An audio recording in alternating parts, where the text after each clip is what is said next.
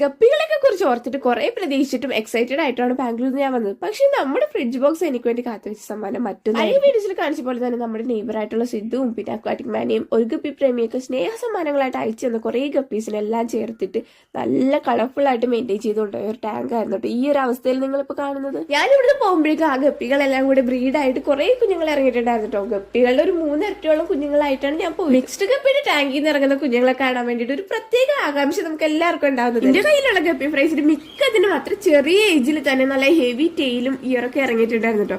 അതോർത്തിട്ട് തന്നെ നല്ല എക്സൈറ്റഡ് ആയിട്ടാണ് പോയി തിരിച്ചു വരുന്നത്. പക്ഷെ എന്നെ വരവേറ്റ കാഴ്ച ഇതാണ്. ഈ ആട് കിടന്നെടുത്ത് പൂട പോലും ഇല്ലാന്ന് പറയില്ല, അതേ ഒരു അവസ്ഥയായിരുന്നു. ഞാനില്ലെങ്കിൽ ഫാമിലിയിലുള്ളവർ നന്നായിട്ട് നോക്കുന്നുണ്ടായിരുന്നു, ഫീഡൊക്കെ ചെയ്യുന്നുണ്ടായിരുന്നു. പക്ഷെ നമ്മൾ നോക്കുന്ന അത്ര നോക്കാൻ പറ്റില്ലല്ലോ. പിന്നെ അവർക്ക് നല്ല തിരക്കുമായിരുന്നു, ടൈം ഉണ്ടായില്ല. മഴ നന്നായിട്ട് തകർത്ത് പെയ്യുന്നുണ്ട് കേട്ടോ, അതിന്റെ നോയ്സ് ഒന്ന് അഡ്ജസ്റ്റ് ചെയ്യാം. ഇത്രയും നേരം നിങ്ങൾ വീഡിയോയിൽ കണ്ടോണ്ടിരുന്ന ഈ കറുത്ത സാധനം ഇതിന് മുന്നേ കണ്ടിട്ടുണ്ടോ?